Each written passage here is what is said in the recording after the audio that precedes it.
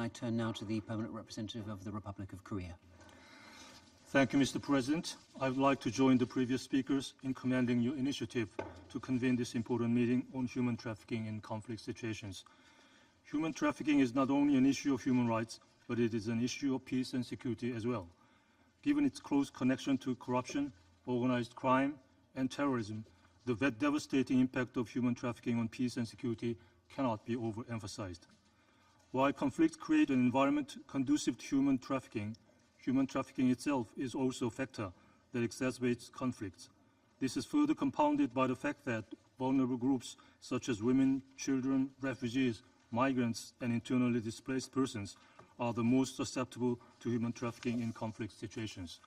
Indeed, violent extremist groups such as ISIL and Boko Haram not only employ sexual violence as a weapon of war, but also strategically use human trafficking to recruit terrorist fighters, including child soldiers, and to finance war and terror. In short, these groups exploit the trafficking of vulnerable populations as a means to strengthen and expand their power and influence. Human trafficking is also inherently transnational in nature, occurring in every corner of the world and affecting developing and developed countries alike.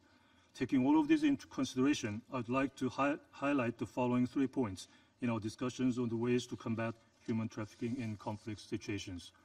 First, all member states, especially those directly or indirectly engaged in or affected by conflicts, must work together to fight against human trafficking in conflict situations. Given its transnational nature, human trafficking cannot be effectively addressed by conflict-affected countries alone.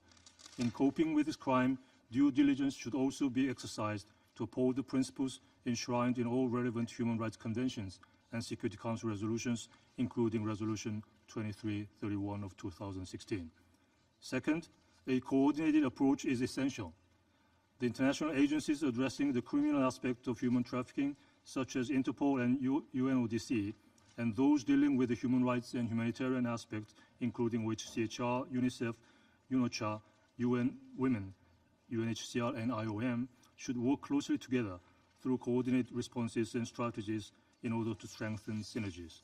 Third, with a view to finding effective, sustainable solutions to human trafficking in conflict situations, maximum efforts should be undertaken to protect and support the victims and to uphold the perpetrators accountable.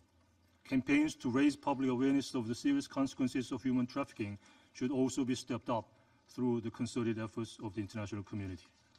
The Republic of Korea, for its part, has taken concrete measures in recent years to strengthen its institutional basis to combat human trafficking, both domestically and internationally. We not only codified human trafficking as a serious crime into our national legal system in 2013, but also ratified the Convention on Transnational Organized Crime and the Protocol to Prevent, Suppress, and Punish Trafficking in Persons, especially women and children, in 2015.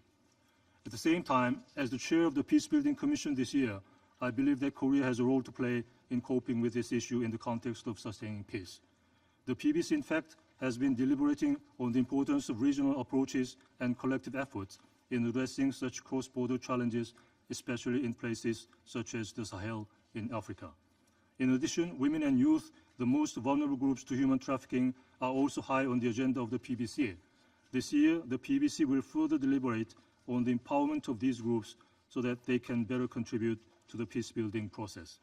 And I hope such discussions will add greater momentum to addressing human trafficking in the broader context of peace-building and sustaining peace.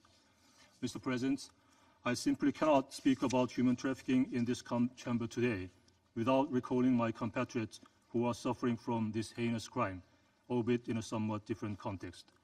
Even as I speak, North Koreans who have escaped their country in search of freedom are exposed to danger of falling victims to human trafficking. Indeed, there is no peace and security without human rights, and without peace and security, there is no human right. This is all the more reason why the Republic of Korea attaches a great importance to eradicating human trafficking around the globe in conflict situations or elsewhere. I can assure you of our commitment to playing our due role in achieving this collective goal. Thank you very much.